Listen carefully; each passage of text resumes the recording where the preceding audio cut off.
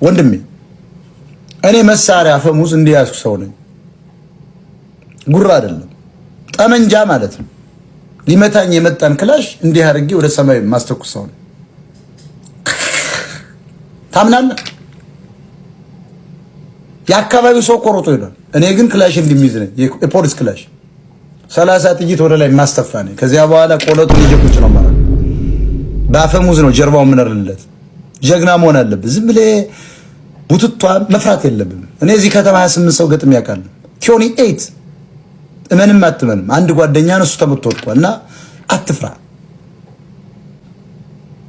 ግን ያን ያህል መዳፈር ማያስፈልግ መዳፈር የለም። እንደውም ብዙ ያባት ጠላት ካልሆነ እኮ ምንም መተው ነው ያለብህ። አይ ስተት ነው 28 ሰው መቅጠም ያን ያህል ተገለጽተህ መሄድ ይችላል እኮ ግን ወጣትነት ስላለ ምናምን የዚያኔ ደግሞ ገና 29 ዓመቴ ነው ምናምን ገና እንደመጣው ነው ምናምን